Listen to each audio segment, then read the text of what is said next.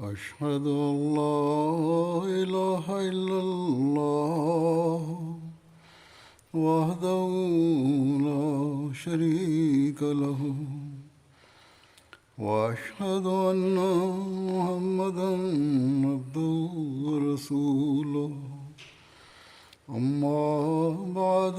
فأعوذ بالله من الشيطان الرجيم بسم الله الرحمن الرحيم الحمد لله رب العالمين الرحمن الرحيم مالك يوم الدين إياك نعبد وإياك نستعين اهدنا الصراط المستقيم صراط الذين أنعمت عليهم غير المغضوب عليهم ولا الضالين. لکه څنګه چې په تیره خطبه کې ما دا ویلي و چې د ځینې صحابهو د ذکر څه برخه پاتې شوې ده هغه به بیانوم. نو نن په دغه لړ کې د حضرت عبدالله بن جاش رضی الله تعالی عنہ باره کې به مخکې بیانېږي. د هغوی تعلق بنو اسد قبیلې سره و او ځینې د قبیلې باره کې وایي چې هغوی د بني عبدالشمس حلیف وو او د ځینو په خیال د هر بن امیه حلیف وو. د حضرت عبدالله بن جهش د قد و قامت باره کې دا راځي چې هغوی نه ډېر دنګ وو نه قد ډېر وړوکي وو. د هغوی د سر ویښته ډېر ګڼ وو او د یو مهم په موقع رسول کریم صلی الله علیه و آله وسلم چې هغوی امیر مقرر کړي وو نو چې سید هغې باره کې فرمایلی وو نو هغه د هغوی د بدن د سختۍ د مستقل مزاجه او د بېخوفۍ اظهار کوي. حضرت سعد بن ابي وقاص وایي چې رسول کریم صلی الله علیه و آله وسلم فرمایل چې زه یو داسې تن په تاسو د امیر په طور مقرروم او لېږم چې هغه به تاسو نه زیات ښه نه دی خو د ولږې او د تندې په برداشت کې تاسو نه به زیات مضبوط وي. بیا هغوی وایي چې موږ د حضرت عبدالله بن جهش په امارت کې د مکې او د طایف ترمنځ د نخله واده طرف ته تللي وو. د دغه مهم د کامیابۍ نه پس چې کوم د غنیمت مال میلاو شوی دې باره کې لیکلي دي چې دغه سریې نه ترلاسه شوی د مال غنیمت باره کې د ځینو خیال دی چې دا وړومبی مال غنیمت دی چې مسلمانانو ترلاسه کړی وو. حضرت عبدالله بن جاش دا مال غنیمت په 5 برخو کې تقسیم کړی وو او باقي 4 برخې هغې تقسیم کړی وې او یو یې د بیت المال لپاره ایښی وو. دا وړومبی خمس و چې په اسلام کې په هغه ورځ مقرر شوی وو. د امام شافعي روایت دی چې په اسلام کې د ټولو نه مخکې د بیرغ ابتدا حضرت عبدالله بن جاش کړی وه او د ټولو نه وړومبی مال غنیمت حضرت عبدالله بن جاش ترلاسه کړی و تقسیم کړی و. حضرت مرزا بشیر احمد صاحب په سیرت خاتم النبیین کې د هغې باره کې فرمایي چې کرز بن جابر دا د مکې رئیس و چې د قریشو یو دستې سره ډېرې په چالاکي هغې د مدینې کې چې کوم د سرو د سرولو یو ځای و چې د ښار نه صرف 3 میله په فاصله و هغه هلته ناڅاپي چاپه والې وه او دا یو بل مهم دی او هغه د مسلمانانو چې کوم اوښان و هغه د ځان سره وړي وو او دغه ناڅاپي حملې مسلمانان ډېر ناقلاره کړي وو او چونکې د قریشو د رئیسانو دا دړکه له مخکې نه موجوده وه چې موږ په مدینې حمله کوو مسلمانان به تباه او برباد کړو نو مسلمان سخت فکرمند شو او دغه خطرات چې رسول کریم ولیده نو هغوی دا اراده فرمایلې وه چې د قریشو چې کوم حرکات او سکنات دي دا د دې د زیات جوخت نه د دې باره کې د معلومات ترلاسه کړی شي چې د هغې د هر قسمه چې کوم ضروري اطلاع وي هغه په وخت راورسي او مدینه هر قسمه ناڅاپي حملو نه دی محفوظه پاتې وي. حضور فرمایي چې دا چې کوم مخکې ذکر شوی د همدغه مهم باره کې وی فرمایي لګیا دي وایي نو په دغه غرض رسول کریم د اتو مهاجرینو یوه ډله تیاره کړه او مصلحتاً په دغه ډلې کې داسې کسان ساتلي وو چې د قریشو مختلفو قبیلو سره تعلق لرلو چې د قریشو د پټو ارادو باره کې د خبر ترلاسه کولو کې د اساني وي او په دغه ډلې کې هغوی خپل د ترور زوی عبدالله بن جاش مقرر فرمایلی وو او په دغه خیال چې دغه د ډلې غرض او غایت د عامو مسلمانانو نه د پټ پادشاه وي دغه سریه چې روانوله نو دغه امیر ته دام نه بولي چې په کم غرض تاسو لګي یو چرته روان یې بلکې د روانېدو په وخت هغوی په لاس کې یو خط ورکو چې مهر پرې لګېدلی و دا ورته فرمایلي و چې په دغه خط کې تا لپاره هدایات دي. حضور فرمایي چې دا حواله مخکې بیانه شوې ده تر سهار ده خو حضرت مرزا بشیر احمد په حواله نه مو بیانه شوې بهرحال هغوی لیکي رسول کریم چې رسول کریم ورته فرمایلی و چې کله تاسو د مدینې نه 2 ورځو سفر وکړئ نو بیا به دا خط کلاو کوي او د دې د هدایاتو مطابق به عمل کوئ. نو عبدالله او د هغې ملګري د خپل د آقا د حکم مطابق روان شو چې کله هغوی د 2 ورځو سفر وکړو نو عبدالله د رسول کریم فرمان کلاو کو او یې کتو نه کې دا الفاظ لیکلي وو چې تاسو د مکې او د طایف ترمنځ چې کومه د نخلا وادي ده هلته ورشئ او هلته نه د قریشو حالاتو نه ځان خبر کړي بیا موږ هم خبر کوي او چونکې د مکې او د هغې ته دومره جوخت تللو هلته نه دا خبر راوړل دا یو ډېر نازک کار و نو ځکه هغوی د خط د لاندې دا هم لیکلي وو دا هدایت هم لیکلی و چې دغه مشن نه خبرېدو نه پس ته که ستا څوک ملګری په دغه ډلې کې د شاملېدو نه څه تعامل لري نو هغه واپس راتلل غواړي نو هغه له د واپس راتلو اجازت ورکړه او عبدالله د رسول کریم دا هدایت د خپلو ملګرو ته واورولو ټولو یو ځای دا وایي چې موږ ښه په خوشحالۍ دغه خدمت له حاضر یو او دې نه پسه دا جمعه د نخلې طرف ته روان شو لاره کې چې کله دی د بحران په مقام ورسېدو نو سعد بن ابي وقاص او د عتبه بن غزوان اوخ ورک شو او هغوی د هغې په لټون کې د خپلو ملګرو نه بیل شو او باوجود د ډېر لټونه هم هغوی ته بیا میلاو نه شو دا بیا صرف په دغه ډلې کې 6 کسان پاتې شو. حضور فرمایي چې سعد بن ابي وقاص په لړ کې د دې څه عیسه بیانه شوې ده. بیا لیکي چې مستر مارګولیس په دغه موقع لیکي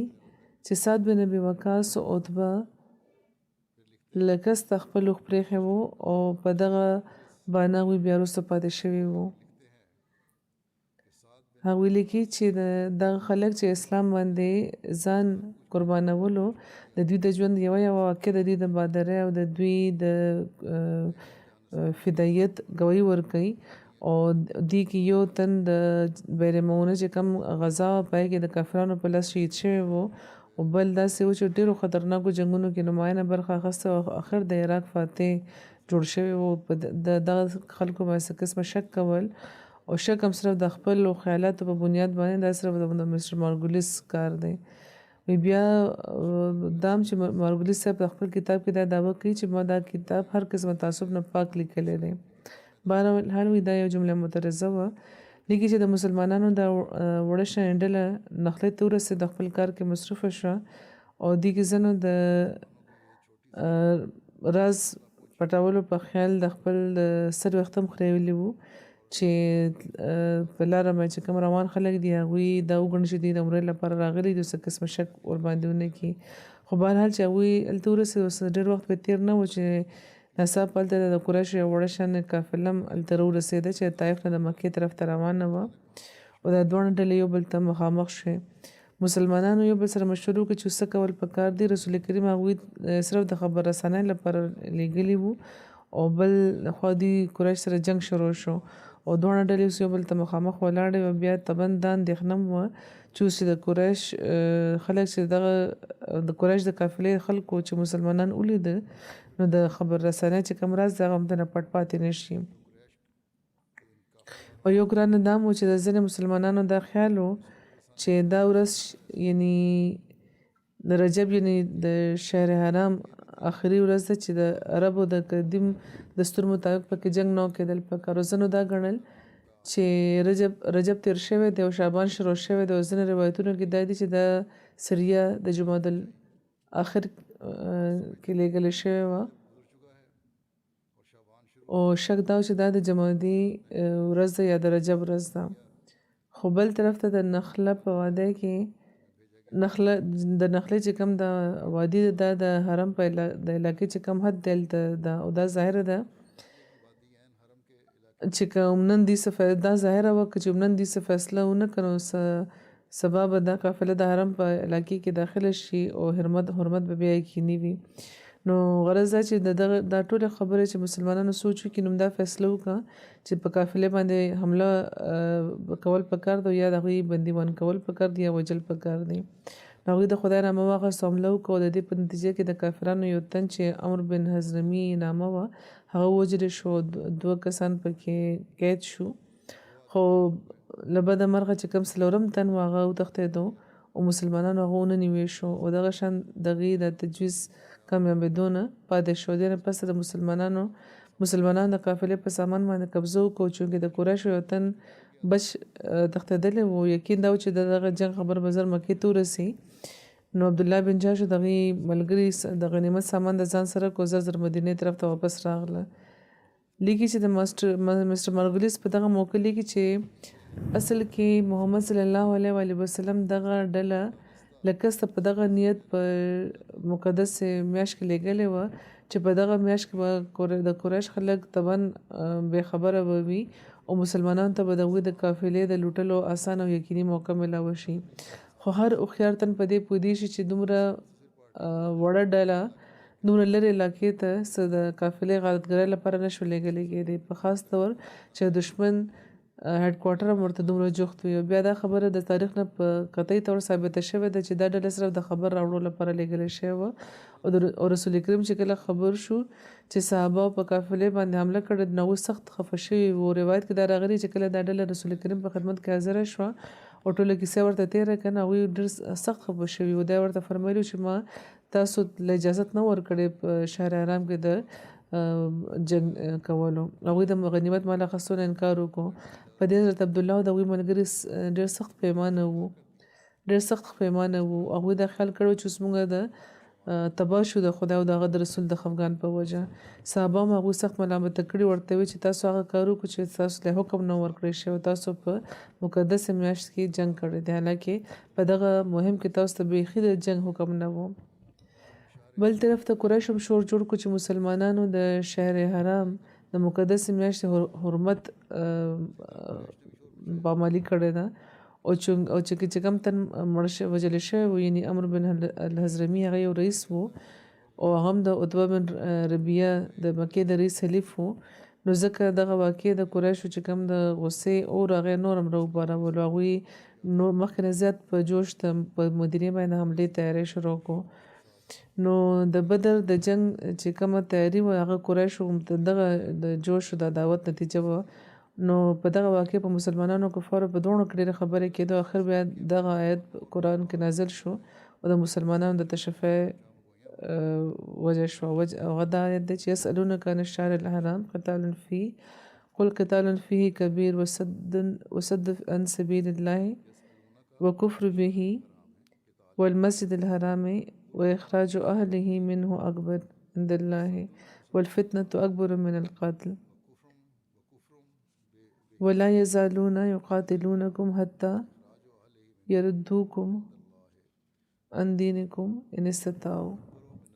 یعنی دا خلک تا نه تپوس کوي چې په مقدس میاشت کې په شهر حرام کې جنگ کول څنګه دي. نو له جواب ورکړه چې بېشکه په شهر حرام کې جنګېدل ډېر بده خبره ده خو په شهر حرام کې د خدای د دین نه خلک په زوره منع کول او بلکې د شهر حرام او د مسجد حرام دواړو کفر کول یعنې د هغوی حرمت خرابول او بیا د حرم په علاقه کې د هغې اوسېدونکي وباسل لکه څنګه چې مشرکانو تاسو کوئ نو دا ټوله د خدای پاک په نظر کې د شهر حرام د مقدس میاشت کې د جنگ کولو په مقابله کې زیاتې بدې دي او یقینا په شهر حرام کې په ملک کې فتنه پیدا کول د دغه قتل نه هم بدتره دی چې کم د فتنې او درولو لپاره کېږي او یا مسلمانانو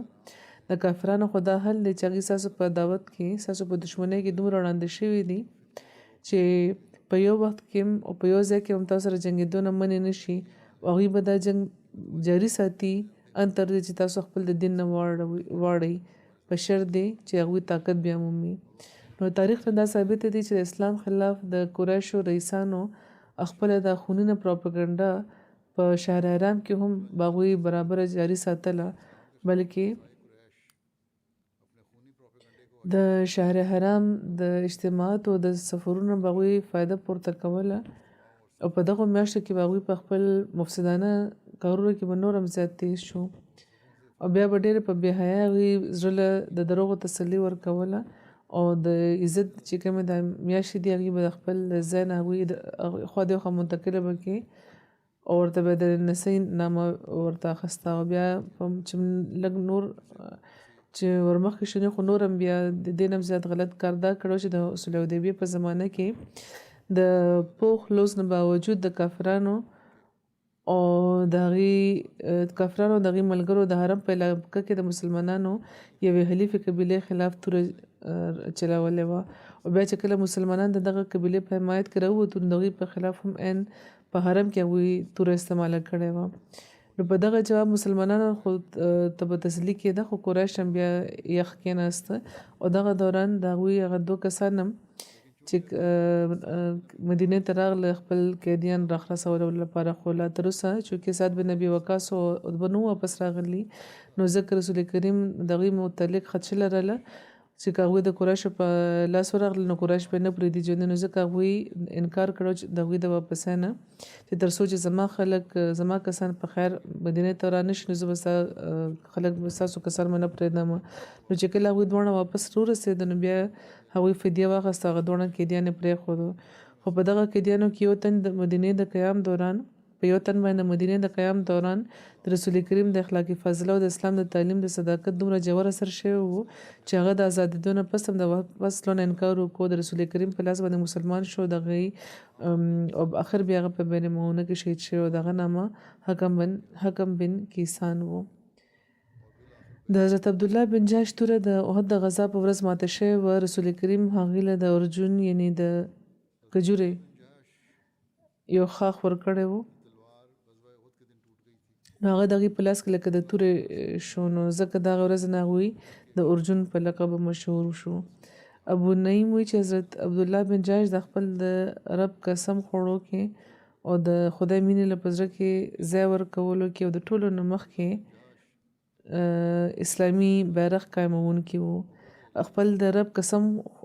خوړو والا او د خدای مینې له په زړه کې ځای ورکوونکي و د ټولو نه مخکې د اسلام جنډه قایمونکي و امام شافعي نه روایت دی چې ما سره د مله د بني عامر او د بني اسد 2 کسان راغله چې یو بل باندې د فخر د مباحات اظهار کولو د بني عامر تن د بني اسد د تن لاس نیولې و اسدي دا وی چې زما لاس پرېږده او امري وی چې قسم په خدای زه به تا نه پرېږدم نو امام شافعي وویل چې ما هغې ته چې یا د بني عامر وروره ته دا پرېږده او سدي ته مې وویل چې ستاسو شپږ خوبه داسې دي چې په ټول عرب کې د څوک نه لري او هغه دا چې یو خو ستاسو کې یو ښځه وه چې رسول کریم ورسره نکاح کول غوښتو نو خدای پاک هغه نکاح وکړو او د هغوی دواړو ترمنځ د سفیر حضرت جبرائیل و او هغه ښځه حضرت زینب بنت جحش وه او دا ستاسو د کام لپاره د فخر خبره ده بیا دویمه دا چې ستاسو یو تن و چې هغه جنتي و خو په ځمکه باندې بیا هم ډېر په عاجزۍ به ګرځېدو او هغه حضرت عکاشه بن محسن و او دا ستاسو د کام لپاره د فخر خبره ده دریم نمبر دا چې په اسلام کې د ټولو نه لومبی علم یعنې چې کوم بیرغ ورکړی شوی و هغه هم ستاسو یو تن حضرت عبدالله بن جاش له ورکړی شوی و دا ستاسو د کام لپاره د فخر خبره ده او څلورم نمبر دا چې کوم لومبی مالی غنیمت چې په اسلام کې تقسیم شوی و هغه د عبدالله بن جاش مال غنیمت او 5م نمبر دا چې بیت رضوان کې چې کم تن د ټولو نه مخکې بیت کړو هغه ستاسو د کام نه و هغه رسول کریم په خدمت کې حاضر شوی ورته عرض کړو چې یا رسول الله خپل لاس را مخکې کړي چې زه ستاسو بیعت وکړم نو رسول کریم ورته نه تپوس کړو چې په کومه خبره به زما بیعت کې نو هغې له جواب ورکړو چې څه چې ستاسو په زړه کې دي رسول کریم صلی الله علیه و وسلم ته تپوس کړو چې زما په زړه کې څه دي نو هغه ورله جواب ورکړو چې فتح یا شهادت نو رسول کریم صلی الله علیه و وسلم د حضرت ابو سنان بیعت اخیستی و د هغې نه پس بیا خلک راتله او دا وی چې د حضرت ابو سنان والا بیعت باندې موږ هم بیعت کوو او دا ستاسو د کام لپاره د فخر خبره ده او 8م نمبر دا چې بدر د جنگ په ورځ و مهاجرین ستاسو د کام نه وو او دا ستاسو د کام لپاره د فخر خبره ده بیا یو روایت دی چې حضرت عبدالله بن جهش شکل د احد په ورځ شهید شو نو حضرت زینب بنت خزیمه د هغې په نکاح کې وه د هغې د شهادت نه پس رسول الله صلی الله علیه و وسلم د حضرت زینب بنت خزیمه سره واده وکړو هغوی تر 8 میاشتو پورې د رسول کریم کره وو او دا ویل کېږي چې 2-3 میاشتو پورې وو او آخر د ربیع الاخر په میاشت په آخر کې هغوی وفات شو رسول کریم صلی الله علیه و وسلم د هغې جنازه کړې وه او په جنت البقیع کې هغه ښخ کړې وه باقي ذکر حضور فرمایي لکه څنګه چې ما وایي چې مخکې شوی دی بل مخکې ذکر دی د حضرت صالح شکران د ځینو په نظر کې حضرت شکران حضرت امیمن د رسول کریم صلی الله علیه و وسلم ته د خپل پلار له طرفه په ورثه کې ملاو شوي وو د بدر د غزا نه پس نبی کریم صلی الله علیه و وسلم هغې آزاد که غلامانو ده د رسول کریم د وفات نه پس چې کوم کسانو ته هغوی له د غسل ورکولو سعادت ترلاسه شوی و په هغې کې صالح شکران هم وو او د هغې نه علاوه ته اهل بیت نور هم وو د مسند امام احمد بن حنبل روایت دی چې حضرت صالح ته یو بل سعادت دام ترلاسه و د هغه غسل باره کې چې کوم ذکر شوی دی چې رسول کریم له چې کله غسل ورکړی کېدو نو هغه چې کومو اصحاب اوبه اچولې نو په هغې کې حضرت صالح شکران او حضرت اسامه بن زید هم شامل وو نو په روایت کې دا راځي چې حضرت ابن عباس نه دا روایت دی چې کله خلک رسول کریم له غسل ورکولو له راغونډ شو نو په کور کې صرف د هغوی د کور خلک وي د رسول کریم او د هغوی تر حضرت عباس حضرت علی حضرت فضل بن عباس حضرت قسم بن عباس حضرت اسامه بن زید او حضرت صالح شکران د هغوی آزاد کړي غلام دغه دوران د کور په دروازه ولاړ د بنو عوف بن خزرج حضرت اوس بن خولی انصاری چې د بدر کې هم شامل و حضرت علی ته آواز ورکړو چې علي زه تاسو له د خدای قسم ورکوم چې د رسول کریم باره کې زموږ به صبر ښه وساتئ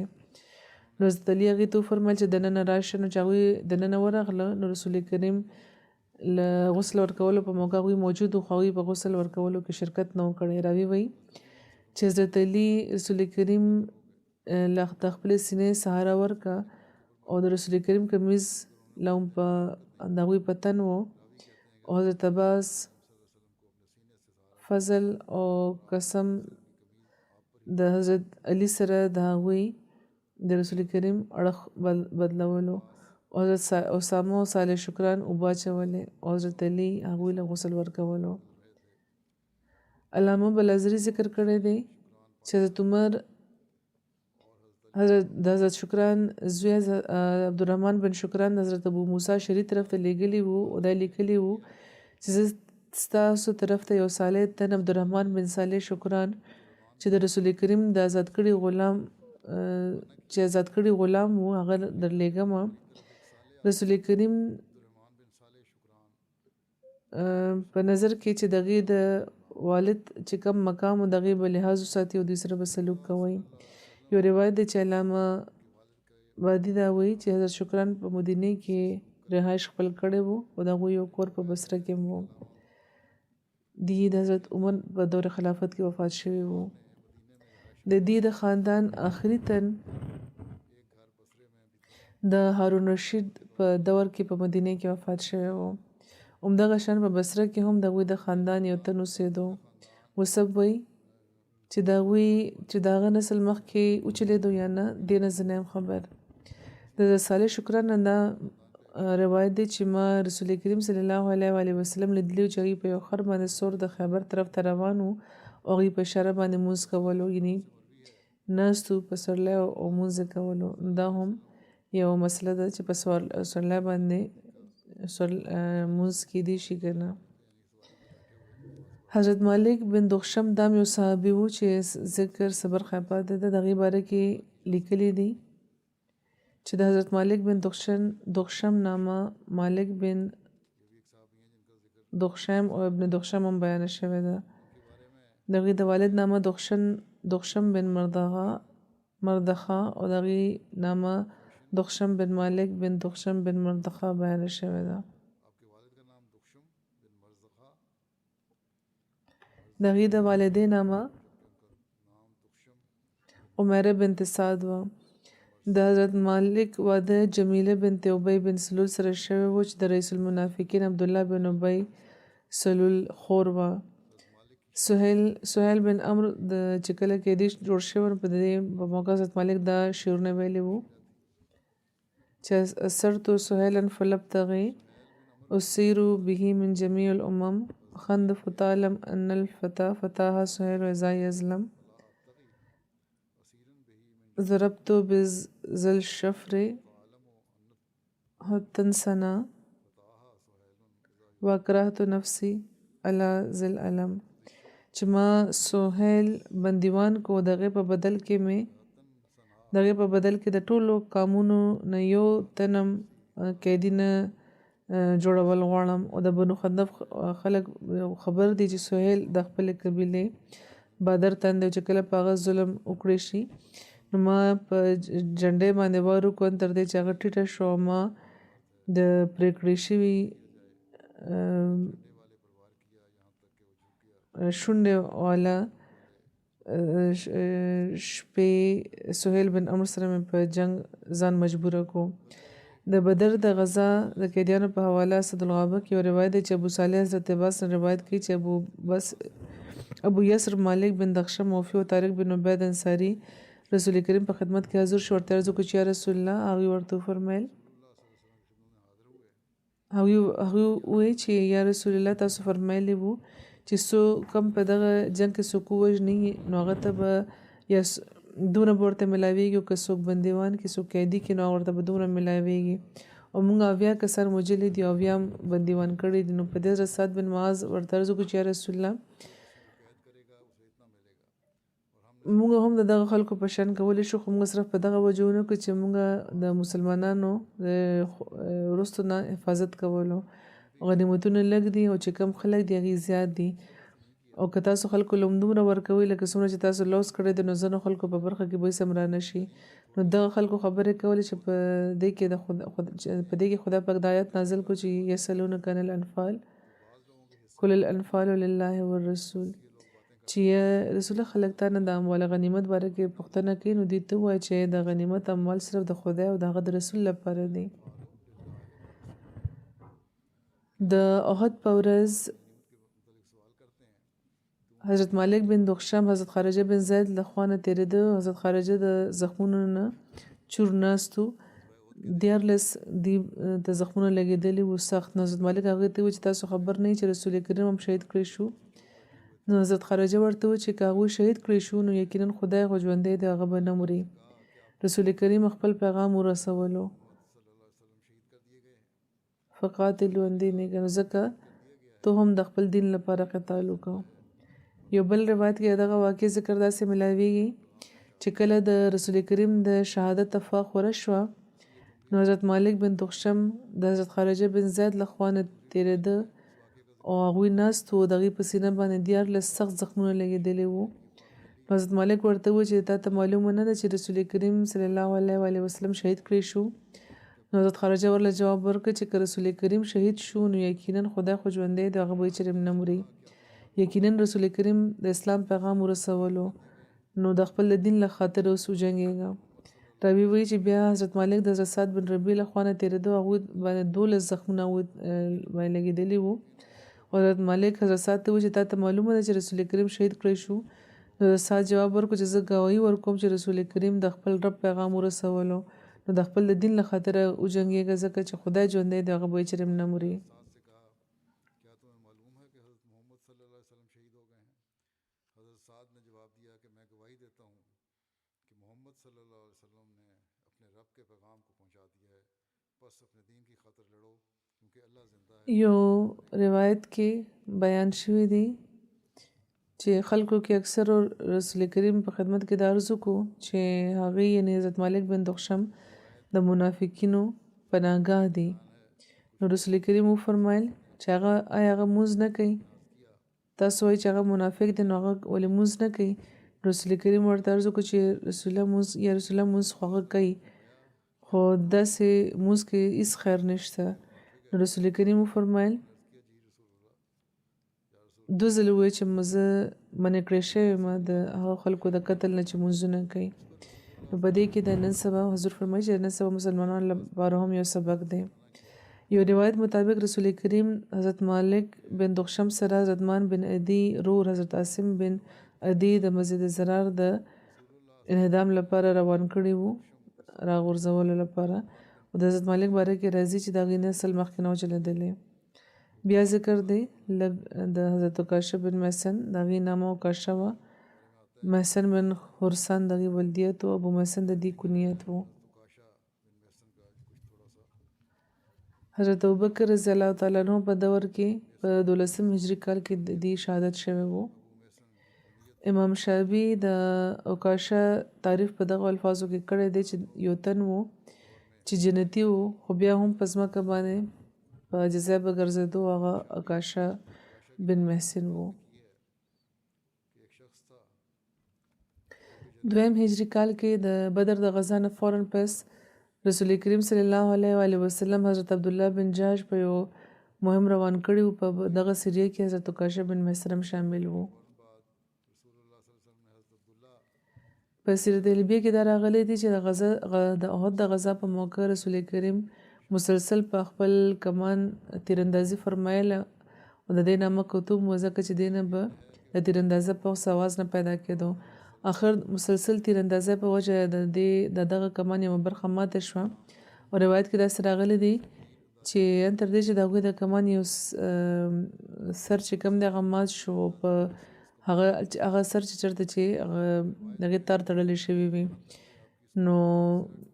د هغې په لاس کې د کمان د 21 دومره هغه تار پاتې شو. نو حضرت عکاشة بن محسن د کمان هغه تار تړلو لپاره هغه واخیستو خو هغه تار هغې ته ورکوټه ښکارېدو. نو هغې ورته عرض وکړو چې یا رسول الله دا وړوکی دی. نو هغې ورته وفرمیل چې دا نور راکاږه پوره به شي. حضرت عکاشة وایي چې قسم مې د هغه ذات دی چې رسول کریم په سره د حق رالیږلی دی ما چې هغه تار راکاږلو نو هغه اوږد شو او هغه ما د کمان چې په کوم هغه سر و په هغې باندې مې 2-3 غوټې مې ورله ورکړې او خو په اطمینان مې هغه وتړلو. یو روایت دی چې په 6 هجري کال کې عینه بن حسن د غطفان په اسرو مایسوارو خلکو سره په غابه کې د نبی کریم صلی الله علیه وسلم داسې اوښو باندې حمله وکړه چې پای به ورکولې او دلته به د رسول کریم اوښان به سرېده د څاروو د سرېدو ځای و. په غابه کې د بنو غفار یو سړی او یو ښځه مخکې اوسېده یو سړی اوسېدو هغوی هغه سړی وجلو او دشمنانو حمله وکړه او ښځه یې د اوښو سره بوتله. دغه واقعې نه ټولو نه مخکې حضرت سلمى بن اکوا خبر شوي وو. هغوی سهار وخت غابه ته راغلي وو. هغوی سره حضرت طلحه بن عبیدالله غلام او هغوی سره اسم وو. او چې کله هغوی د سنة الوداع مقام ته ورسېدو نو هغوی ځینې دا چې کوم د حمله آورانو د هغې اسونه یې ولیده نو هغوی د سله غر یو طرف ته ورغلو وختو او د مدد لپاره ځان پسې خلکو ته آواز کو او بیا چې کوم دوی د حمله کوونکي چې کومه ډله وه د هغې پسې دوی لکه د ښکار د ځناور په شان د په تیزه ورغلي تر دې چې هغې دا خلک ونیول او ورباندې غوښې ویشتل شروع کړه. او چې کله د اسونو باندې سواره چې کوم خلک وو هغوی دې طرف ته پام شو نو حضرت سلمى دې طرف ته به پام شو نو حضرت سلمہ به وتښتېد واپس به لاړو چې کله به ورته موقع میلاوه شو نو بیا به پرې غشي ورول رسول کریم چې دغه واقع نه خبر شو نو هغوی په مدینې کې اعلان وکړ چې خطره ده او په اسونو مسواره خلک رسول کریم له راتلل شروع شو په دې کې حضرت عکاشه بن محسن نور صاحب هم شامل وو په دغه معرکې کې حضرت عکاشه بن محسن د ادبارو دغې زوی عمر بن ادبار داسې وخت کې په حمله کړی چې هغه دواړه په اوښ باندې سواره وو حضرت عکاشه دوی دواړه د نیزې په یو وار کې دوی وژلي وو او چې کومې اوښې وې هغه به بیا ځان سره واپس راوړی بیا ذکر د حضرت خارجه بن زید دغې کونیت ابو زید او یو روایت کې دي چې حضرت معاذ بن جبل حضرت سعد بن معاذ او حضرت خارجه بن زید د یهودو نه دغوی د یهودیانو یو څو عالمانو تورات کې یو څو خبرې دي دغې باره کې تپوس وکړو او جواب ورکولو نه هغه عالمانو انکار وکړو او رښتیا پټ کړو په دې باندې خدای پاک دا آیت نازل کړو چې ان الذین یکتمون ما انزلنا من البینات والهدى من بعد ما بینه للناس فی الکتاب اولئک یلعنهم الله ویلعنهم اللاعنون چې یقینا هغه خلک چې هغه څه پټوي چې کوم مونږ د واضح نشانات او کامل هدایت کې نازل کړي دي پس له دې چې مونږ په کتاب هم دغه خلکو لپاره ښه واضح بیان کوو نو دا خلک چې خدای په لعنت کوي او ټول لعنت کوونکي په لعنت کوي بیا د حضرت زیاد بن لبید ذکر دی کنیت ابو عبدالله و د دوی تعلق د انصارو قبیلې خزرج او خاخ بنو بیاضه بن عامر سره وو د هغوی نسل په مدینه او په بغداد کې مقیم وو د هغې باره کې لیکلي دي چې زهاق بن نعمان بیانوي چې مسروق بن وائل رسول کریم له د وادي عقیق نه مدینې ته راغله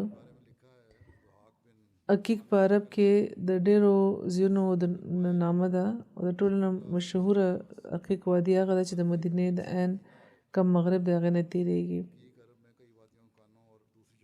بهرحال نبی کریم صلی الله علیه وسلم په زمانه کې د مدینې نه مکې طرف ته تلونکي چې کم سړک و هغه هم دغه عقیق نه تېرېدو او ذوالحلیفه ته رسېدو او نن سبا هم دغه لاره ده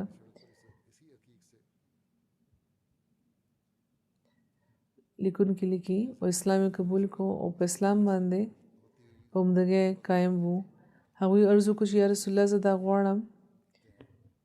چې تاسو زموږ قام ته یو داسې تن راولېږئ چې هغې د اسلام طرف ته راوبلي نو هغوی رسول کریم د هغې طرف ته حضرت زیاد بن لبید انصاري ولېږلو حضرت زیاد په 140 هجري کال کې د حضرت معاویه په دور حکومت په سر کې وفات شوی وو طبراني وایي چې حضرت زیاد په کوفه کې اوسېده او مسلم او ابن حبان وایي چې هغوی په شام کې وو ابن حبان وایي چې هغوی فقها او صحاباو کې شامل وو حضرت زیاد بن لبید بیانوي چې نبی کریم صلی الله علیه وسلم د یو څه ذکر وفرمایل او دا یې وفرمایل چې دا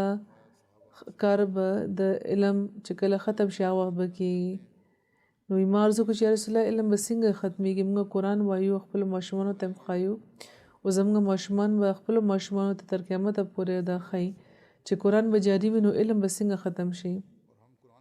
نو په دې رسول کریم وفرمایل چې خدای در سره ښه وکړي یا زیاده ما ته د مدینې د ټولو خلکو نه هوښیار ګڼلې آیا د یهودیانو د عیسایان تورات او انجیل نه وایي او چې پای کې څه دي نو دوی دواړه په دې کې یو خبره عمل نه کوي علم به هغه وخت ختم شي چې کله مسلمانان به قرآن وایي خو عمل به پرې نه کوي همدا حضور فرمایي چې موږ نن سبا ګورو بیا د یزید بن عبدالله بن قصید روایت دی چې حضرت ابو بکر صدیق اکرمه بن ابو جهل د 500 مسلمانانو سره د حضرت زیاد بن لبید او د حضرت مهاجر بن امیه بن ابي امیه مدد لپاره لېږلي وو هغوی لښکر له هغه وخت رسېدلی وو چې کله هغوی نجیر چې یمن کې دی هغه فتح کړی وو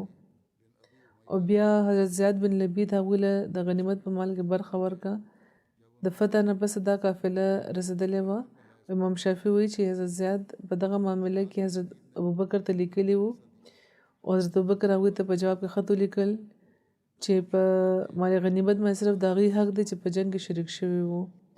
د هغوی په خیال کې د اکرمه برخه نه جوړېده ځکه چې هغوی په جنګ کې نه شامل شوي حضرت زیاد خپل ملګرو سره دغه باره کې خبرو وکړ نو هغوی حضرت اکرمه د هغوی لښکر ته د زړه د خوشحالۍ نه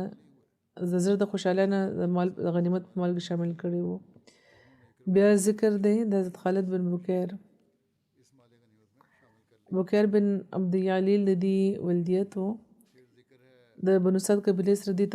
تعلق لرلو چې د بني عدي حلیف و. ابن اسحاق وایي چې مونږ د ایاسو د هغه د وروڼو عاقل خالد او امیر نه بغیر یو هم داسې څلور وروڼه نه دي معلومه،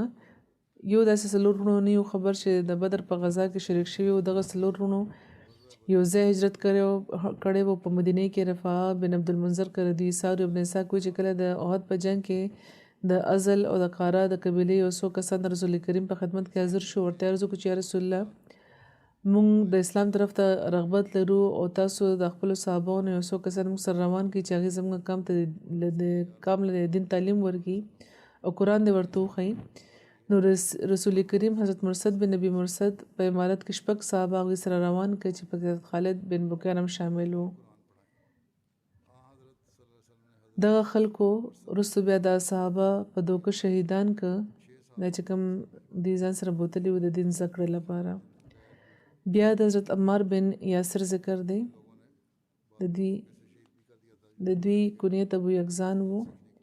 د دې باره کې حضرت مسلمود لیکلی دي. د تاریخ د کتابونو نه هغوی اخیستي دي چې یو ځل رسول کریم د عمار نومي غلام له خوا نه تېرېده نو هغوی ولیده چې هغه په هغوی جاړې لګیا دي ډېر زیات او سترګې مږي. نو هغوی ته یې تپوس کړو چې عمار څه خبره ده؟ نو عمار وویل چې یا رسول الله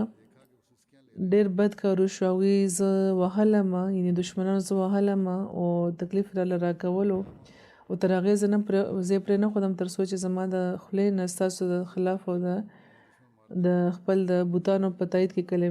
جملې راونه ویستې. رسول کریم تپوس کړو چې تا خپل زړه کې څه محسوسول؟ نو عمار وویل چې په زړه کې خو زه یو غیر متزلزل ایمان محسوسوم. په خوله خو مې ورته وویل خبره مې ستاسو خلاف وکړي خو زړه کې مې ایمان و. نو هغوی فرمایل چې که زړه دې په ایمان مطمئن و نو خدای پاک به ستا کمزوري معاف کړي. د حضرت عمار بن یاسر د حبشې هجرت باره کې اختلاف دی. د ځینو دا خیال دی چې هغوی په هجرت حبشه ثانیه کې شریک وو. د حضرت عثمان په زمانه کې چې کم د خلافت خلاف کم شورش شو د هغې په ذکر کې حضرت خلیفة المسیح ثانی فرمایي چې کله دا شورش د حد نه زیاتېدل شروع شو او صحابهو ته هم داسې خطونه میلاوېدل شروع شو چې پکې د ګورنرانو شکایتونه لیکلي شوي وو. نو هغوی یو ځای حضرت عثمان له ورغله ورته عرض وکړو چې تاسو ته معلومه نه دي چې بهر څه روان دي؟ نو هغوی ورته وفرمیل چې کوم رپورټونه چې ما له راځي هغه د خیر او عافیت ظاهروي. نو صحابه ورله جواب ورکړو چې موږ له خو د دغه مضمون خطونه بهر نه را روان دي د دې تحقیق پکار دی. نو حضرت عثمان هغوی نه مشوره وغوښته چې تحقیق څنګه پکار دی. نو د هغوی د مشورې مطابق اسامه بن زید د بصرې طرف ته، محمد بن مسلم د کوفې طرف ته، عبدالله بن عمر شام طرف ته او عمار بن یاسر هغوی د مصر طرف ته ولیږل چې د هغه ځای د حالاتو تحقیق وکړي او رپورټ دې ورکړي چې آیا واقعي هلته امیران په ولس باندې ظلم کوي او د خلکو حقونه وایي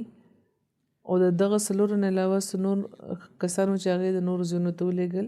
چې هغوی د هغه ځای د حالاتو خبر راوړي.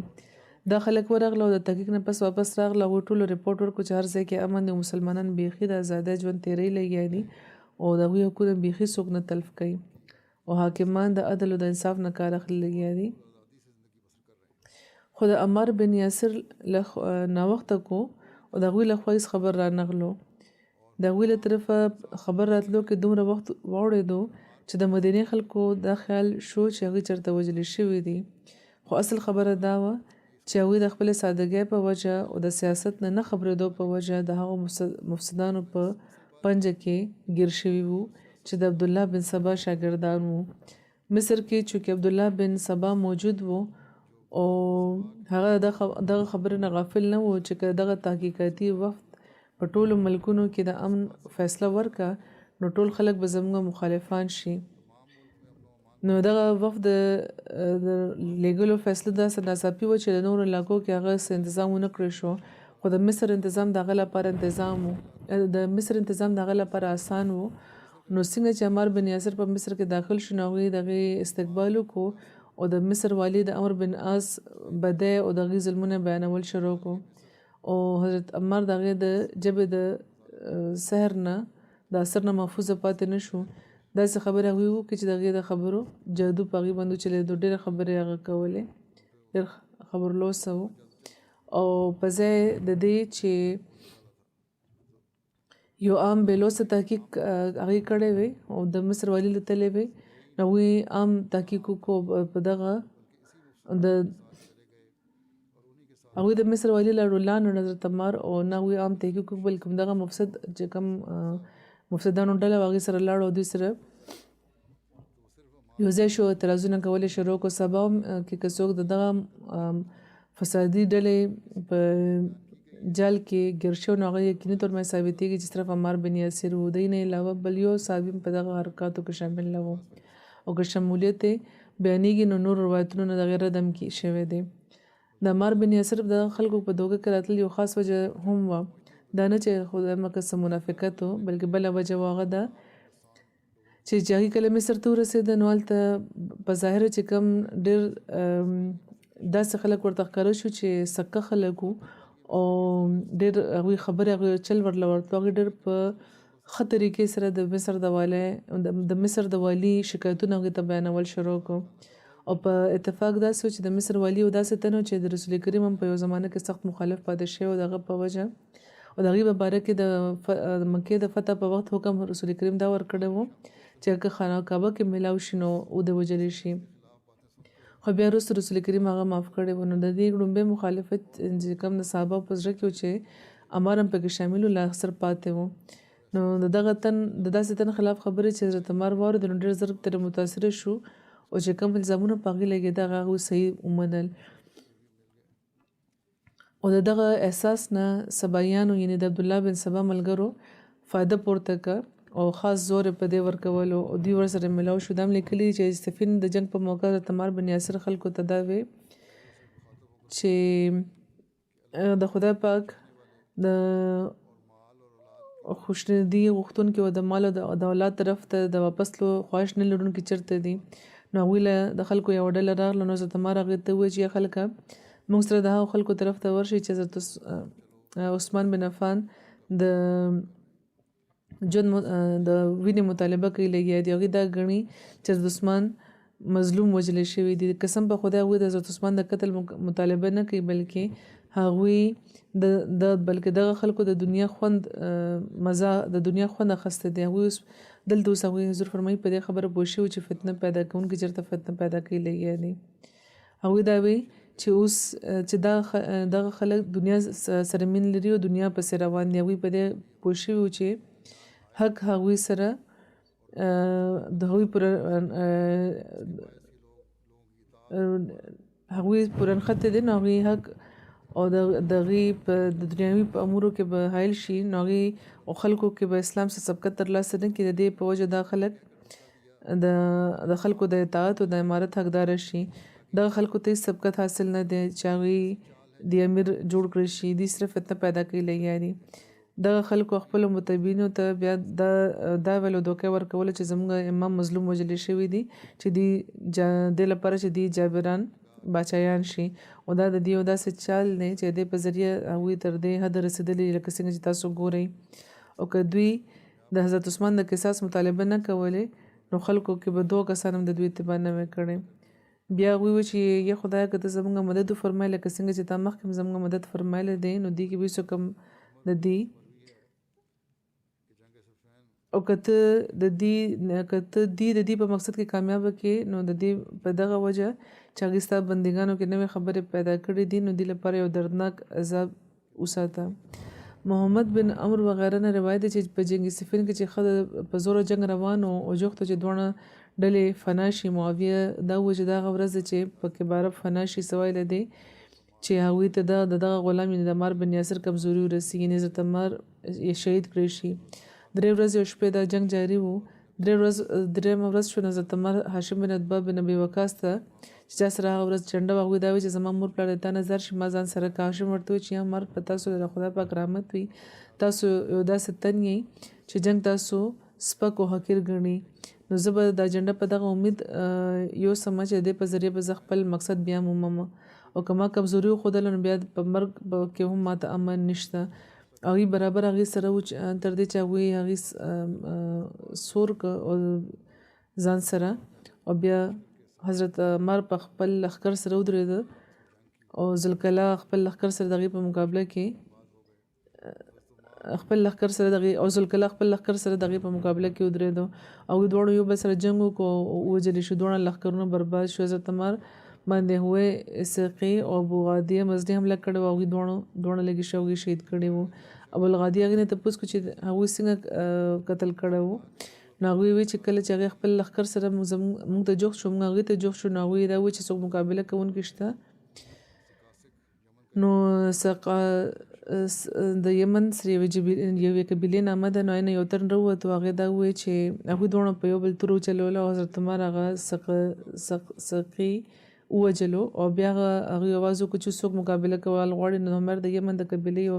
تن هغه د مقابلې لپاره ووت هغې دواړو په یو بل باندې تور وچلول او حضرت عمر هغه ووجلو او عمري هغې ژوبل کړه بیا هغوی اواز وکړو چې څوک مقابله کول غواړي نو زه راووتم او دا وایي چې دا غلام هغوی موږ دواړو په هغې باندې تور وچلول او د هغوی لاس کمزوری شوی موږ هغې باندې ښه په زوره وار وکړو په هغې باندې چې په هغوی بیا را پرېوته او ما هغوی باندې توره داسې وار وکړو چې هغوی بیا یخ شو یعنی شهید شو راوي وایي چې کله حضرت عمر شهید کړی شو نو حضرت علي وفرمیل چې مسلمانانو کې چې کم تن حضرت عمار بن یاسر شهادت غیر معمولی نه ګڼي او په دې هغه خفه نه دي نو ضرور غیر هدایت یافته دی خدای پاک د په عمار باندې رحمت وکړي چې په کوم ورځ هغوی اسلام قبول کړی و او خدای پاک د په عمار رحم وکړي چې کله چې به څلورو اصحابو ذکر کېدو نو دوی به پکې څلورم و که د پنځو ذکر به کېدو نو دوی به پکې پنځم و دوی د رسول کریم په قدیمو اصحابو کې شامل وو او یو تم په دې خبره څه شک نه و چې حضرت عمر باندې په ډېرو موقعو جنت واجب شوی و نو عمر ته د جنت مبارک شي او د دې باره کې دا ویل شوي چې عمر حق سره دی او حق عمر سره دی او عمر چې چېرته وي نو حق سره به ځي او د عمر قاتل په اور کې دی سعید بن عبدالرحمن د خپل د پلار نه روایت کوي چې یو تن حضرت عمر بن خطاب له راغله او دا وایي چې زه جنوبي یم او ما ته اوبه ملاوې نه شوې حضرت عمر بن یاسر حضرت عمر بن خطاب ته وایي چې تاسو یاد نه دي چې مونږ یعنې زه او تاسو یو ځل په سفر کې وو او تاسو خو مونځ نه و کړی خو ما په خاوره کې لکه څنګه چې څاروي ځان لړي هغه شان ما ځان ولړل او مونځ مې وکړو یعنی اوبه نه وې نو تیمم مې کړی و داسې ما چې رسول کریم صلی الله علیه وسلم ته د دې ذکر وکړو نو نبی کریم صلی الله علیه وسلم فرمایلی وو چې تاسو لپاره صرف دومره کافي و چې تاسو خپل دواړه لاسونه په ځمکه والې وې او بیا په هغې باندې پوکلې وې او خپل لاسو خپل په مخو په دواړو لاسونو باندې مسه کړی وې ابو وائل وایي چې حضرت عمر موږ له خطبه موږ له راکړه هغه مختصره او بلیغ کلام یې کړی و او چې کله هغوی د منبر نه لاندې راکوز شو نو موږ وایو چې یا ابو یقظان تاسو ډېر بلیغ کلام کړی دی خو ډېر مختصر هم کړی دی تاسو دا اوږد ولې نه کو نو چې هغوی وایي چې ما رسول کریم نه دا اورېدلی وو چې د یو تن اوږد مونځ او مختصره خطبه د هغه د عقلمندۍ نشانې ده نو مونځ اوږد کوه خطبه مختصره ورکوه او یقینا بعض بیانونه خو جادو وي حسان بن بلال وایي چې ما عمار بن یاسر رضی الله عنهما ولیدل چې هغوی اودس وکړو خپل په ګیره کې هغوی خلال وکړو یعنې د ګوتې په ګیره کې والې وې نو ما ورته عرض وکړو چې تاسو ولې په خپله ګیره کې خلال کوئ نو هغې جواب ورکړو چې زه ولې ونه کومه ما رسول کریم لیدلي چې هغوی په ګیره کې خلال کولو عمرو بن غالب روایت دی چې یو تن عمار بن یاسر رضی الله عنه مخې ته د حضرت عایشې رضی الله تعالی عنها عیبجویي وکړه نو هغوی وویل چې ورک شه بدتره مردوده ته آیا ته د رسول کریم ګرانې بیبي ته اذیت رسوي. نو دا یو څو صحابو ذکر باقي چې کم پاتې دي انشاءالله آینده به بیانېږي. حضور فرمایي چې یو افسوسناک خبر هم دی، برکینا فاسو کې زموږ 9 احمدیان بله ورځ شهیدان کړای شوي دي. ډېر افسوسناکه واقعه ده. ان لله و انا الیه راجعون. دوی ډېر په ظالمانه طریقه شهیدان کړای شوي دي. خدا د دوی د ایمان امتحان هم او په دې هغوی ټینګ ولاړ پاتې شو. دا نه چې فارنګ شوی وو او په ټولو باندې بلکې دیو یو پکې راغوښته شوی شهید کړی شوی وو. خو بهرحال د دې څه تفصیلات راغلي دي او سره روان دي. نو انشاءالله تفصیلي ذکر به بله جمعه کې را روانه جمعه کې به کوو. خدای پاک دې دې سره د رحم سلوک وفرمایي، درجات دې ورته اوچت کړي. د دې ټول دعا کوئ د هغه ځي حالات اوس چې دا چې کوم ترهګران راغلي وو دوی دړکه ورکړې ده چې که جومات هم بیا پرانیستو نو موږ بیا راشو حمله به کوو. نو خدای پاک دې د هغه ځي احمدیان د دې د شر نه محفوظ وساتي. نو بهرحال تفسیري ذکر به حضور فرمایي چې انشاءالله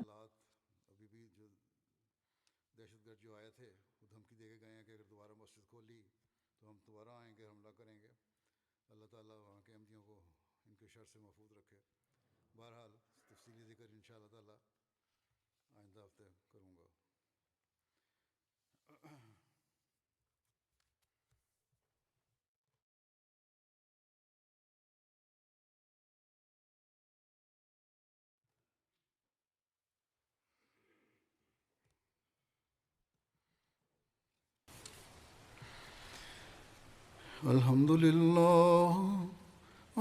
لله نحمده ونستعينه ونستغفره ونؤمن به ونتوكل عليه ونعوذ بالله من شرور أنفسنا ومن سيئات أعمالنا. من يهده الله فلا مضل له ومن يضلل فلا هادي له. ونشهد أن لا إله إلا الله ونشهد أن محمدا عبده ورسوله. عباد الله رحمكم الله، إن الله يأمر بالعدل والإحسان وإيتاء ذي القربى وينهى عن الفحشاء والمنكر والبغي يعظكم لعلكم تذكرون. اذكروا الله يذكركم وادعوه يستجب لكم ولذكر الله أكبر.